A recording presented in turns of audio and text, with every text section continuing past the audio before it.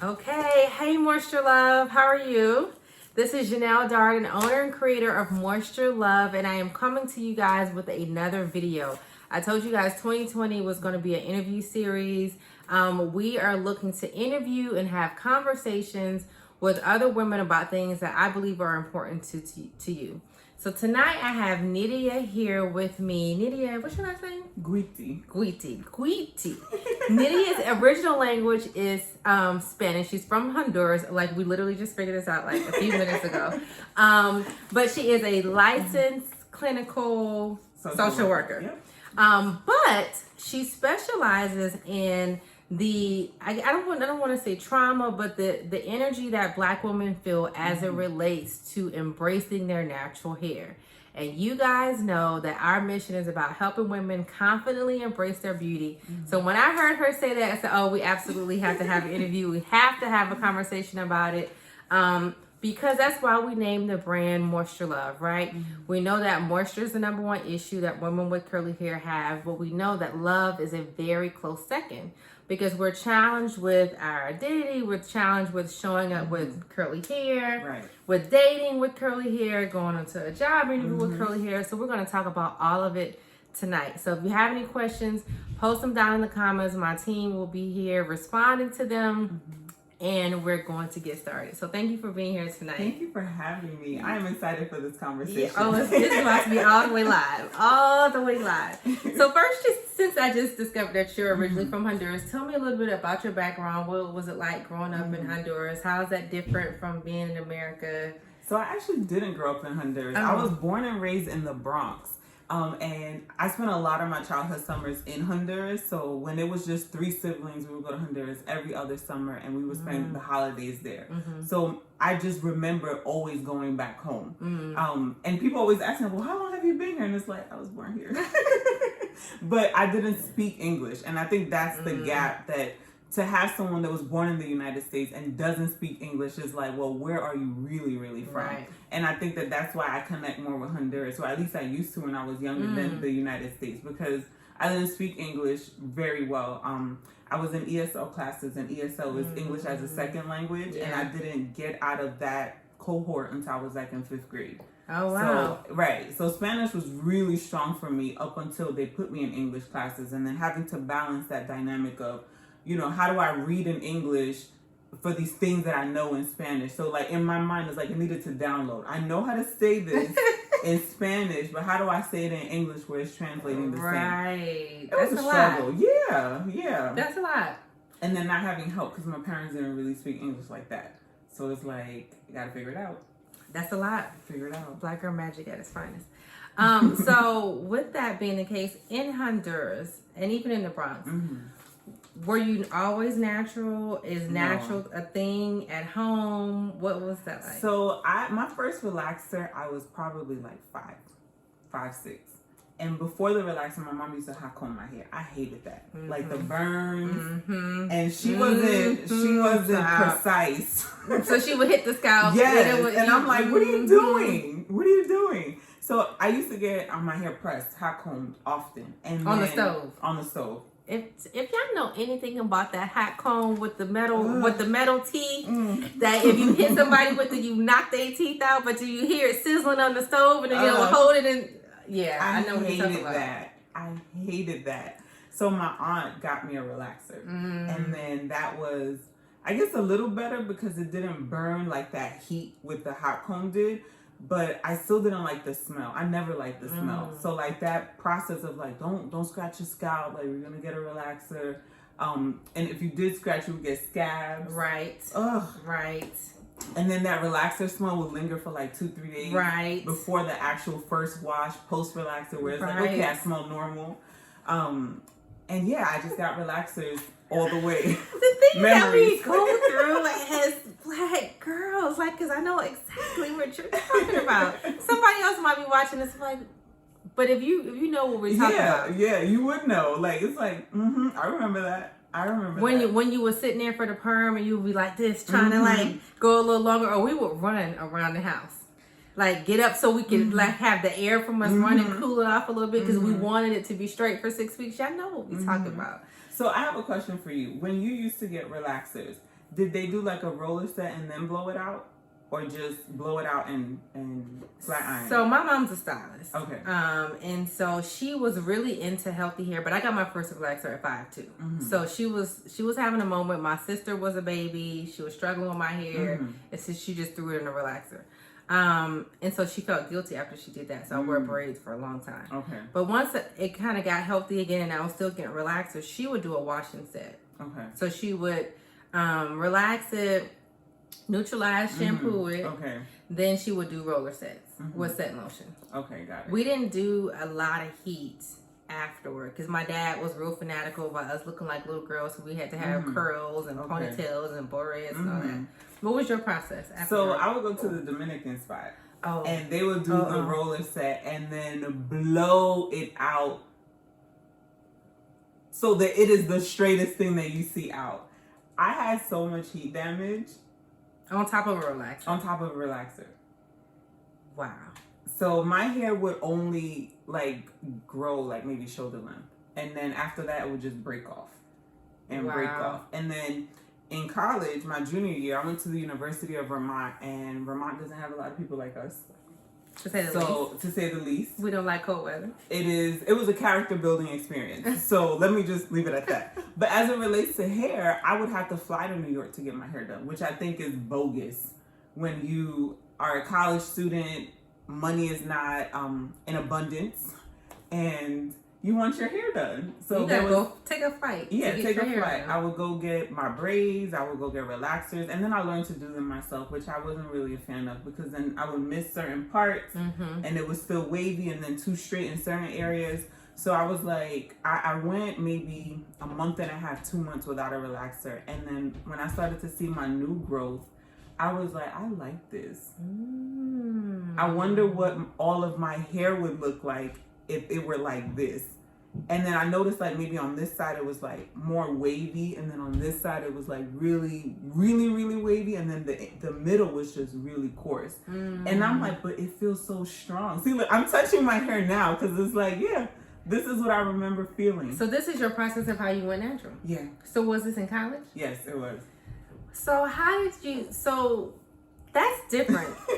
But I like hearing the story because a lot of people's going natural story was either rooted in some trauma or rooted in some, oh, it's fancy right now, so let's go natural. And then I've heard a couple people who went natural on accident. So you actually looked in the mirror and said, oh, I actually like how my hair is coming out. Yeah. So did you big shop or transition? No, so I transitioned. So I was pressing my hair, or like flat ironing it. But only flat ironing it so that the natural part would match part of the relaxer because it looked beautiful when it was wet.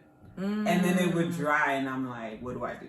The products that I had learned to use at that point were for relaxers. So I'm like, I don't like that it feels so dry. Or like if I would gel it down, then it would like blend in with the straight hair. And I'm like, no, I need to make the straight hair blend with the natural hair. So then I started doing braid outs. And those stringy ends were killing me. So I went from like maybe shoulder length, and then my one of my sorority sisters at UVM, her name is Harriet Williams, she cut it for me like it was like a bob. And then I went like for drastic cuts. I was like, okay, can you just like make it here? And she's like, that doesn't fit your face, and I need you to just be patient and let it grow. So then I started getting braids. I would wear head wraps a lot, and this is before I knew how to really tie a head wrap. So one of the things that for me was challenging was the experimenting process of how do I embrace my hair as it is, but how do I feel confident in doing that? So sometimes my head wrap looked amazing, and then other times it's like, you want to try that again? You want to redo? Put a just any emoji in the comments if you know what we're talking about, okay? Like if you remember back to your transitioning period where you had those good days where you had a whole phone full of pictures. Well, we didn't really have picture phones. But I mean, it was kind of camera phones was kind of just getting popular. But y'all know what I'm talking about. Or those days where you're like, okay, I can't go nowhere because this just ain't right. Yeah. So you actually fell in love with your waves. And decided to start experimenting. Absolutely, yeah. So how long was that transition process? Like a year and a half, 2 years. And then you was like, I'm done. I'm done. Bob it off. So how were you discovering what products to use? What year was this? This was 2007. So November 2007 was my last relaxer. So going into 2008, I was just like, let me just experiment. So at the time, I was doing my internship my senior year. Mm-hmm. Wait, wasn't? No, my junior year going into my senior year. And I think, yeah, my junior year going into my senior year, I was doing an internship at this agency called Spectrum Youth and Family Services. Mm-hmm. And I was the assistant to like the volunteer coordinator. So on my lunch break, I would always go to Rite Aid. And I would just read hair labels the whole hour. And you know, she was nice. So sometimes it was an extended lunch break and I'm just reading labels. And I'm like, ooh, let me try this. Let me try that. Let me try this. Let me try that. That gets expensive. Quick. Very quick. Because you don't know that your hair is even going to like that product. Quick. Real quick. So I started buying more like sample size products. Mm-hmm. And that's one thing I learned about being natural. Sample size is a joke. Because it can be. It is a especially scam. if you're heavy-handed. It is a scam. My samples are a little bit better, Well, but I I know what you appreciate mean. that. I'm like, what am I supposed to do with this? It's like this much, this one glob, and I had all this hair. And those little packets, yeah, those packets they're meant for a strand test. They're not meant for you to, and you can't really tell. No, I know what you mean. No, and I'm like, what is this? So I started buying whole size products, and some of them were cool, most weren't. So I would just give away what I didn't use. Yeah, I know the struggle. So when I first went natural, so you're kind of an OG natural, like OG. you fit into the older G category because it didn't really get popular till about 09, 010, I think, in my opinion. Because I went my last relaxer was Christmas of 2005, so I went in 2006 with we just gonna rock out this transition. And I transitioned for 6 months. Okay. But even still in 07, there weren't a lot of products. You were still using stuff that was not made for natural hair. Right. And you were probably on the same struggle bus that I was on. I was using Garnier Fructis and the coconut grease, the green one. I use that. The coconut grease from the dollar store. It was a real struggle. Y'all just need to know that y'all have it good now. The fact that you can find products any and everywhere. You can find products in the gas station. Okay, natural hair products. Yep. But it wasn't like that back then. What was, aside from kind of figuring out the products, what was the biggest challenge that you faced? I feel like the hair products were the easy part because it was trial and error. If it worked, I kept using it, and if it didn't work, I stopped. I think the hardest part was the emotional piece. The people around me were not supportive, and they were very vocal about, you doing that to your hair? So like, I'm looking at you, so I'm looking at your eyes, but what if I'm doing this? And there's like this look of disgust, like you can tell that they're distracted by something else. To me, that was hard because it's like, this is just how my hair grows. Why is this a problem? Facts. Why is this a problem? Like, to this day, I will never understand why people have an issue with natural hair. This is the way that it grows out of my scalp. I can't do anything about Can't that. change nothing about it. I mean, the fact that we were wearing relaxers, we were altering how our hair was naturally made. Right. And it's a process and a job to keep it straight because it wasn't intended to be. Correct. So it's like, at the time, and it's like, I think I was way ahead of my time then when I was like, I like how this looks. Let me make the straight hair match my natural hair. And then when it grows out, I'll be fine. Yeah. Because why would I not like the way that my hair grows as is? That's a really critical thought. And I definitely feel like you were ahead of your time. Because even when you were telling that part of the story, I was like, that's different. Most people were like, oh, I don't know about this natural part. Like, let me put the perm back in. But for you to see it and want to have it, it's different. Yeah. And so tell me, how did you overcome that period of, I like it, but everybody else is making me feel like I shouldn't like it. How do I get comfortable with this? I feel like one of the things I learned early on is don't follow people that don't have what you want. The people that were criticizing. Pause. When you have those good one-liners, you gotta pause. Let them take space. Let's marinate on that. Let that deep breath in. Take it out. Let's say that again. Do not follow people that don't have what you want. The people that were criticizing my hair didn't have the voluptuous afro that I knew my hair could grow to be. So I'm like, okay, well then, oh well. I'm going to keep figuring out what I need to figure out. And I think that that emotional piece is what's hard about people maintaining their journey, because they could want very much and really, really hard to stop relaxing their hair, but if you have a boyfriend, husband, fiance that's not supportive, you're gonna revert back to what they met you as opposed to the person that you're evolving to be in the relationship because of negative criticism. Correct. And it's hurtful. Correct. If it's your husband, your boyfriend, your girlfriend, your mom. My mom was not nice. She was not nice. And it hurts because it's like... Because it's your mom. And I got my hair from you. Right. And then you want to please your mom. Right. It's a thing. It's a thing. So I did a whole video called Will He Like Me Curly? And it talks about the struggles that Black women have with, I want to be natural, but can I date natural? Right. You know, I married my husband straight, but I want to transition. But I want to please him and I want to look good for him, but I also want to transition. And it's a thing. And it's really difficult to say how to handle that. Right. But it's a real thing. So like I remember I was in New Orleans last year for Essence Fest. And you know, I was meeting up with somebody who had to hook up to try to help us get some tickets for something, right? And we just leave it at that. The hookup. So we were talking and we were trying to pinpoint each other in the crowd because we hadn't met. And so I was sitting on a bench and he was like, he spotted me. He was like, "Are you the one over there with a bush?" I was like, "A bush? I don't like how that sounds." A whole bush? That sounds like a tree. That sounds, it just, and what hit me in that moment was like, okay, if I were single or if I had been attracted to him or any of that, I'd have felt some kind of way about my bush. Right. You know? Right. And then I think about how many other Black women, and this is a Black man, are facing this from other Black men that they're dating. Or even, like I remember when I first went natural, I was working in corporate America, and so I would go to the job interview either straight or in braids. I ain't gonna lie, I would pull a switcheroo. And then like maybe 2 weeks later, I would come in with the fro, and they'll be like, "Did your hair just grow? Did you cut it?" Like they couldn't figure out what happened. And I remember one time my supervisor looked at me, and she did this whole like almost like full like, you know how Black girls do the side snap. Yeah. Do you like your hair?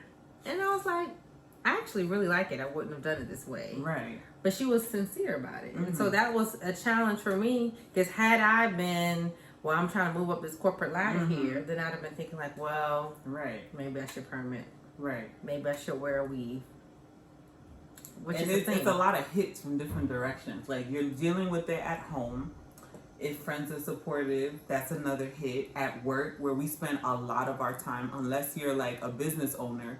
And even then, in business meetings and potential partnerships, like depending on who you're interacting with, if they're not in the field or understand just natural hair and the beauty that comes with it, people feel comfortable to share unsolicited information. I'm like, who asked you? Right. Who asked you, ma'am, sir? So tell me about how you transitioned to saying, you know what, I'm going to take this on as a charge. Like, what was that process like, and what do you do now for helping women feel comfortable with their... I think that courage is one of the most important virtues of the 12. Like, within anything that you do, if you have it in your heart that I'm going to do this, you have to have the courage to try over and over and over, and the naysayers can't bother you. Like, it does bruise, but it doesn't break you. And pause. You know. That's another pause. Nitty got these one-liners, y'all. These gonna be Twitter quotes. It does bruise, but it doesn't break you. I love it. And the people that are for you are for you. That's another one. I'll pause that one. The people that are for you are for you. And my mom wasn't on board at the time. This was 13 years ago. Now she sees my hair. Oh my gosh, it's so beautiful. I'm like, you weren't saying that 13 years ago. Though. Right. But I'll take this love that you're giving now. But sometimes people just need time. And I don't think that it's personal. I think that it's foreign. And when people aren't comfortable with themselves, they project that stuff onto you. Ooh, all these pauses. I'm serious. Girl, They we really in do. church tonight. They really do. That is fact. It takes a level of confidence in someone, because truthfully, people that are happy with themselves, appearance, money, finances, whatever, they're not out here spewing hate to you. Nope. They're not out here. They don't have time to say, oh, well, you're not doing this, but you're not doing that. That's a you issue. I need you to sort that out and don't project that stuff onto me. And I feel like I've always known that. Even as a little girl, people would say things and I'm just like, I see that though. And I would get popped.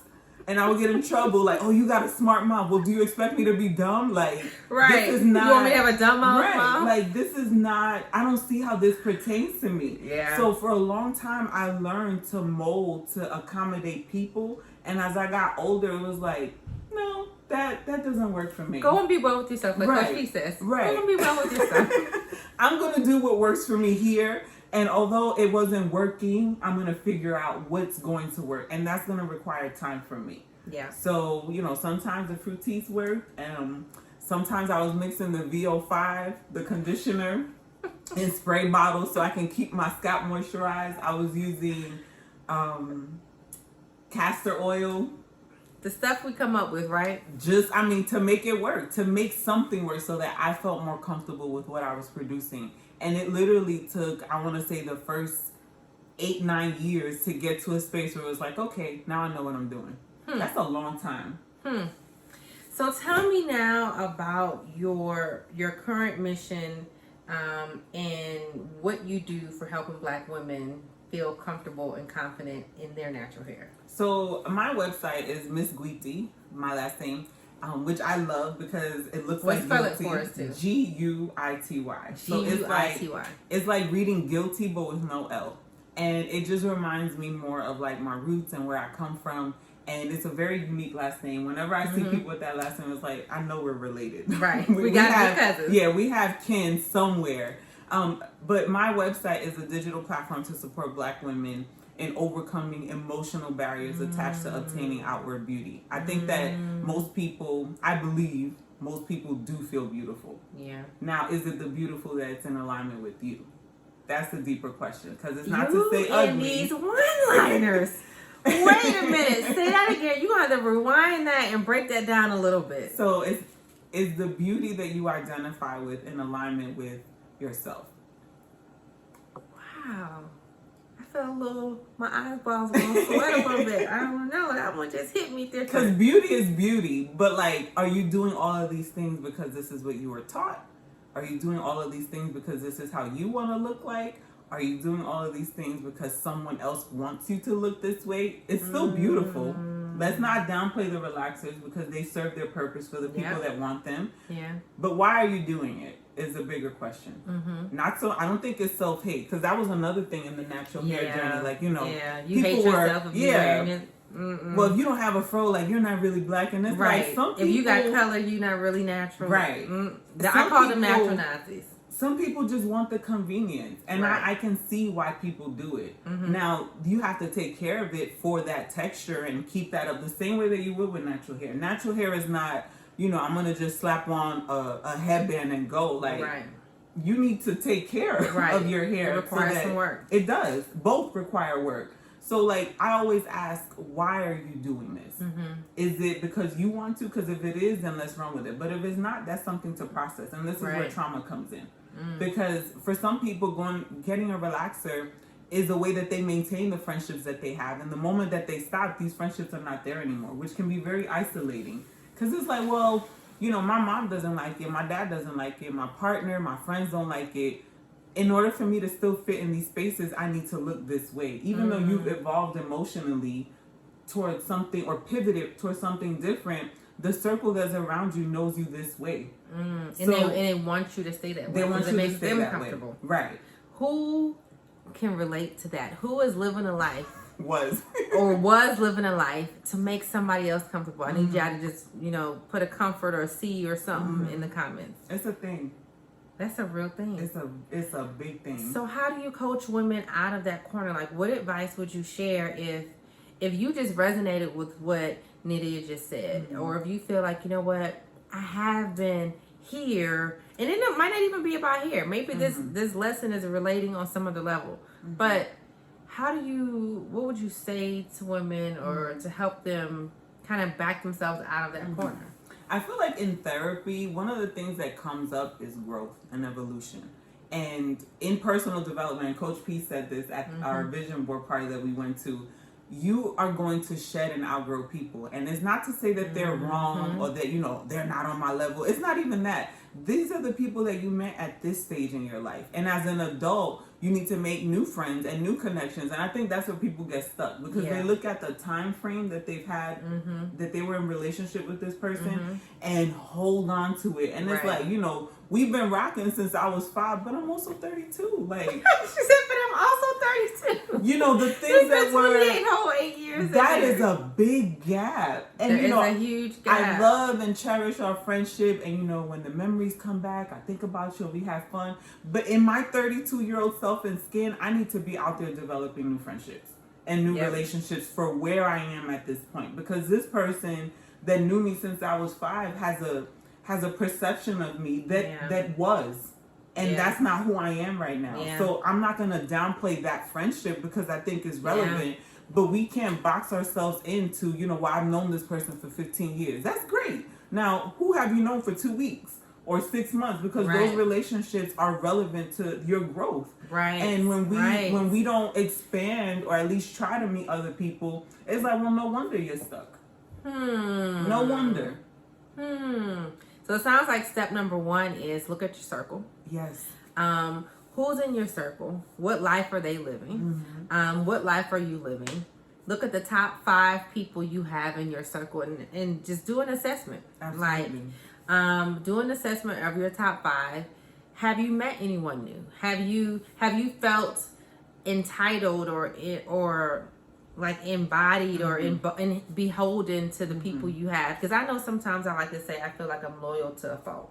You know, I know that this doesn't serve me anymore, but because we have this loyalty or this relationship, I feel like I have to, versus saying, you know what, this doesn't serve me.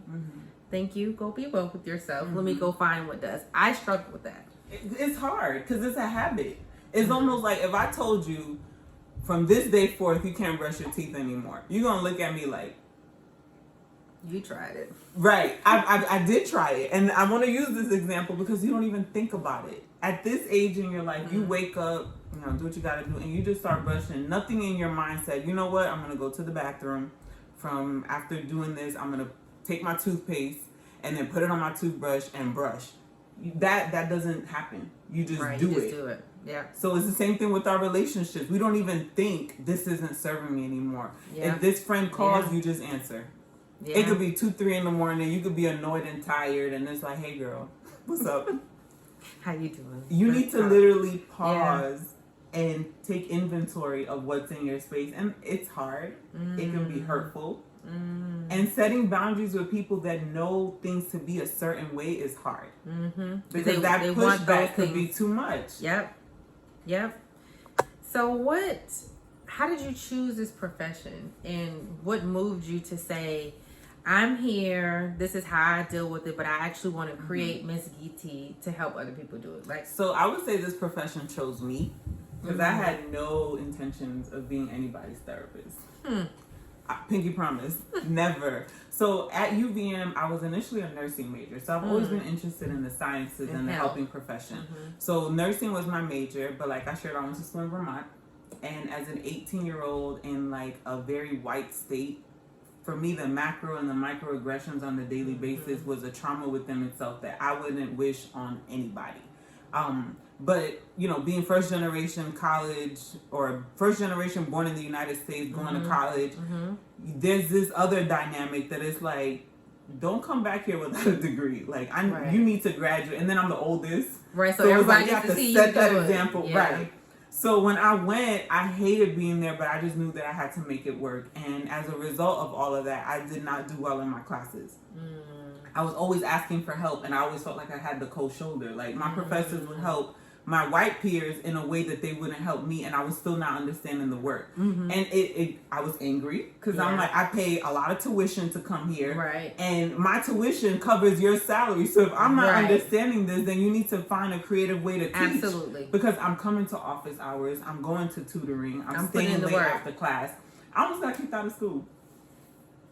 Well, I got kicked out despite all of that. The only thing that kept me there was this trio. It was the Alana Student Center. At the time, now it's called the Mosaic Center. But Alana stands for African, Latino, Asian and Native American Center. And the director, Bev Colston, like pulled her resources and got me all these support letters. Nice. And it wasn't like she pulled the support letters out of the air. Like when you went to the counseling center, it was like a ridiculous amount of times I was going to tutoring for chemistry and anatomy, like 40, 50 times in a semester. Oh, wow. Which is like, what, 3 months? So you were trying for real hard. Oh, yeah. It was every day. Like, I was at the library, and then after a certain time, they kick you out and send you to another area. They flicker the lights. If you were like me, you know that when you go to some of these libraries or some of these study spaces, you're the regular when you know that, okay, I got to get my stuff and move. Right. Or, they're about to close. Like, I was that person.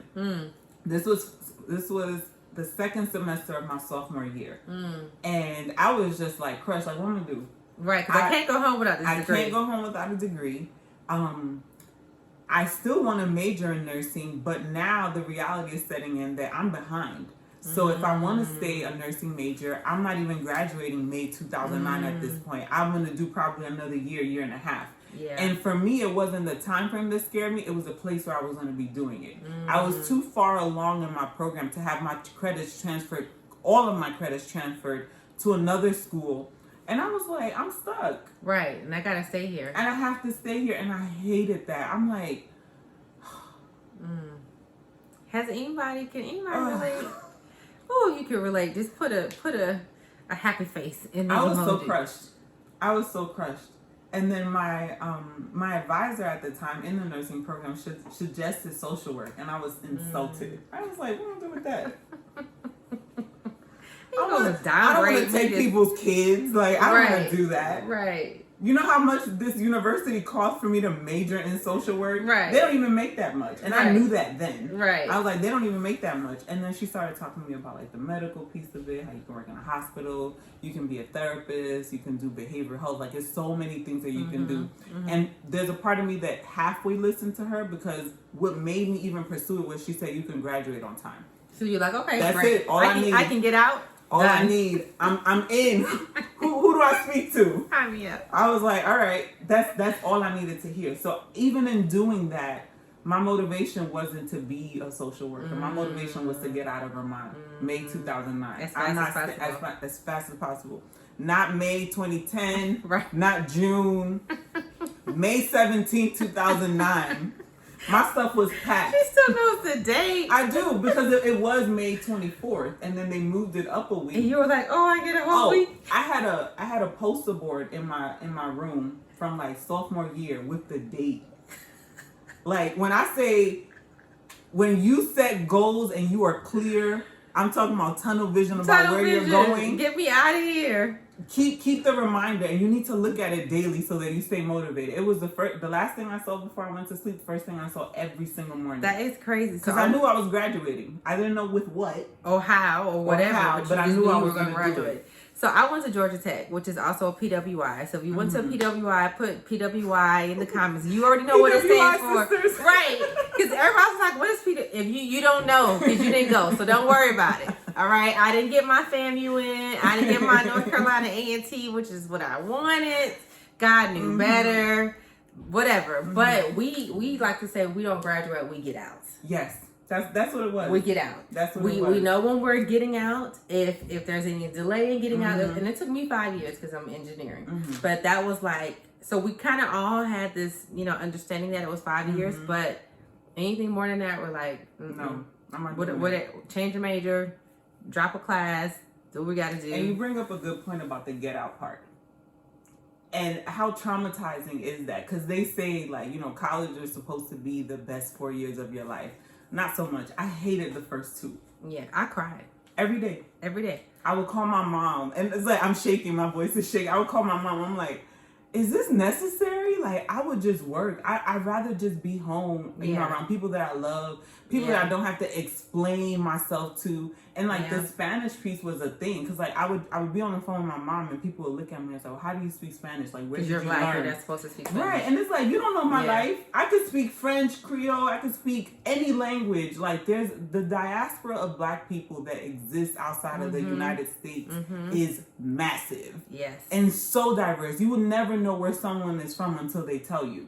So it's like the assumption that it's impossible for me to even speak Spanish. I'm like, the insult. It's a thing. It is a thing. I'm sure you probably caught people talking about you in Spanish. Oh my gosh, this is a whole nother live of how to respond from a place of like my highest self and not stoop down with the petties. Because I heard exactly what you said, and you just respond, and people's face get red, and it's just like, oh my God, I'm so sorry, and it's like, you don't need to apologize. Keep that same energy, because what you believe is what you believe. I'm cautioning you that the response you're getting from me is probably not what you're going to get from most people. So be safe. Right. Go be real with yourself. I love it. Be safe because somebody else gonna turn around and just bother you. Right. Not me. You're only apologizing because you got caught. Right. Exactly. So, guys, we are having like the time of our lives. I hope you're having nearly as much fun listening to this. This is supposed to be a 30-minute interview, and it's just we're in the flow. I would like for you to share just 2 more tips about how to feel confident in your skin, feel confident in your hair from a therapist's perspective, or give us some information on how we can work through that. Like, or how do we even know we have something we need to work through? I think that the moment you feel like you need to shift or pivot because someone else says something, that means that you need to address what's triggering you based on what's being said. Because people are out here just doing their best.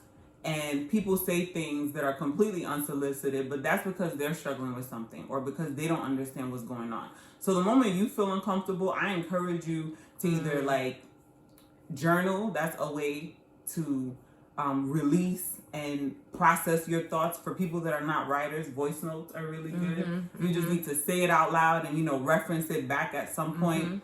For some people, it's art, painting, drawing. I crochet.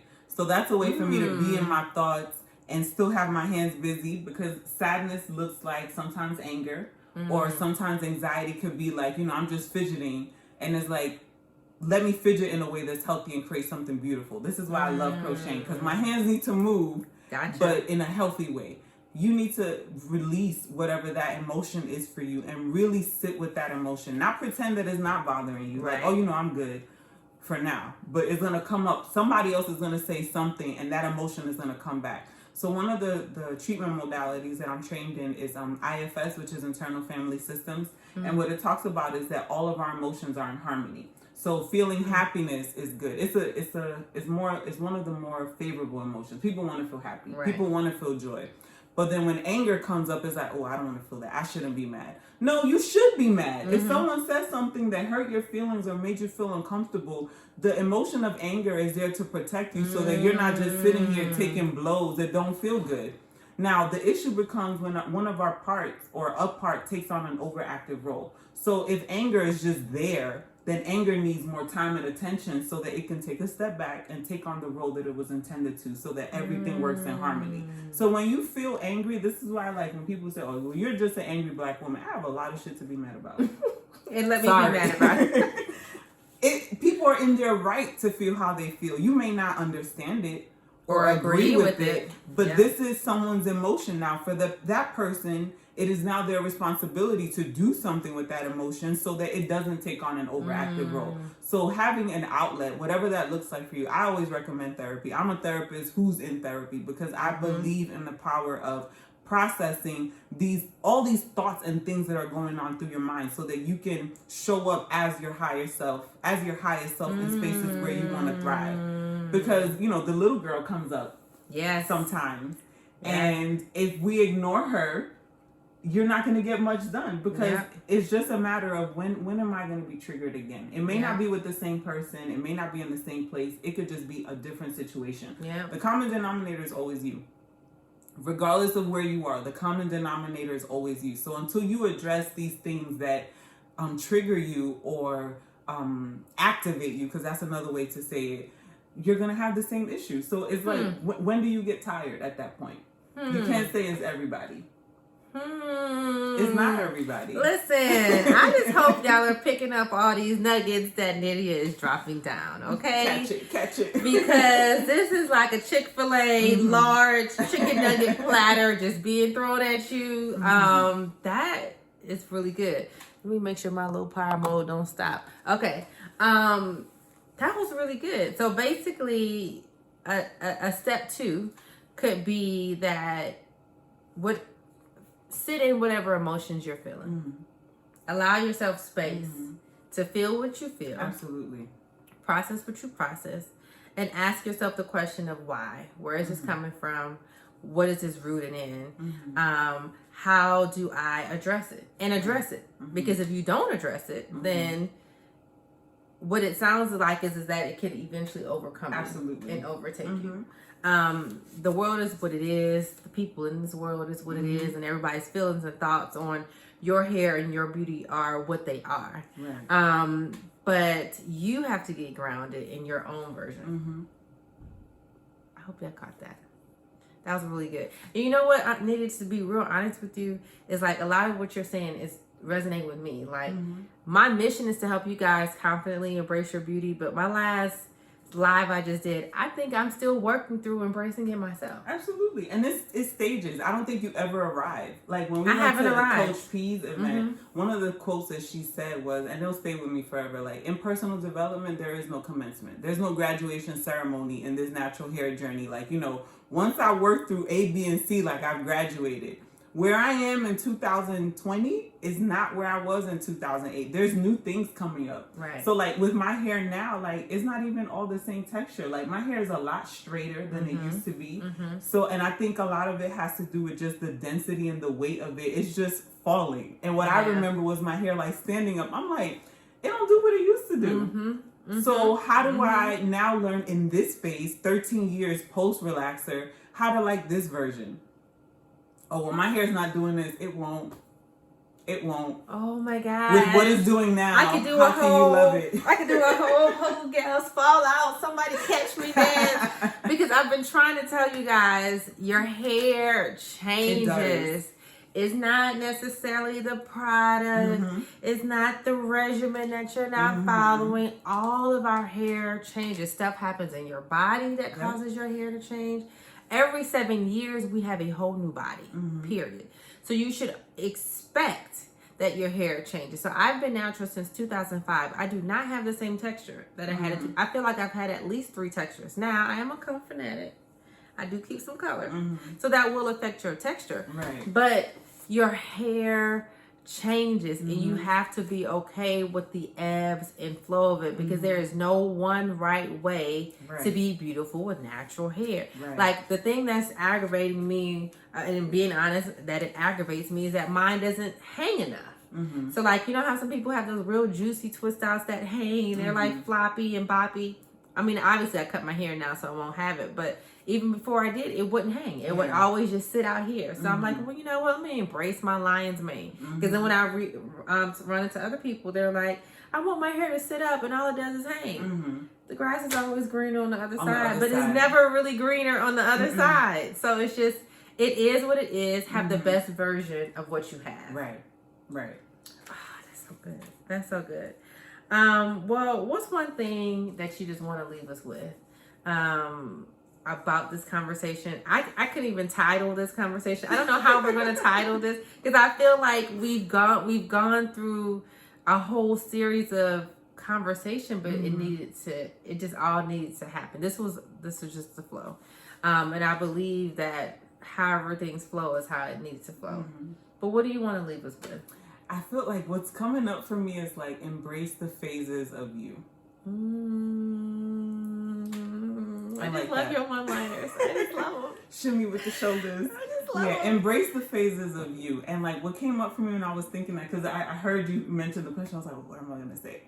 I feel like the best version of ourselves comes in phases. And like we have to be gentle and compassionate with the phase that we're in the moment. At one point, my fro did exactly what I needed. And now I'm like, sis... But now I'm not side-eyeing her as much. It's like, all right, what do you need from me? And how can I, make this bun work? Or like make this work and be okay with the way that it is. And be okay with the way that it is. Just be okay with the way that it is. Be okay, yes. Because I sure be talking to sis. I'll be like, sis, She don't have a name. Maybe I should name her. She don't have a name, but I'd be like, what we doing though? Like, that's why I had them faux locks for 2 months, y'all. I was like, listen, we're gonna put these. I don't know what's going on with sis, but we're gonna let her have a moment. She needs a break, and I think every now and again she need a break too. She be like, listen, you working me too much. You always pulling me and twisting me. That was good. Thank you. This was really good. I enjoyed this conversation. I hope you guys have enjoyed the conversation half as much as we have enjoyed having it, guys. This was like impeccable. It's really, really important to me that I continue on my process of growth and that I take you guys along with me. Because I know that none of us have arrived. We're all in progress. We're all in process. And hopefully I can share something with you that can help you on your journey as you progress. And hopefully this conversation was another one of those things. Tell us your website. Oh, www.missguity, so MSGUITY.com. So go check her website out. Are you on social? I am. Okay, tell us your social handles. Same thing, Miss Guity. So Miss Guity, all on social. Check her out. Follow her, because if she drops half the one-liners that she dropped tonight, it's worth your follow, okay? And as always, you can definitely find our collection of products, moisturelove.com. Our mission is to help you confidently embrace your beauty, and we transform dry and brittle hair with a 5-piece collection of plant-based hair care products. Go to moisturelove.com. Follow us on social as well. Have a great day. Bye. Bye.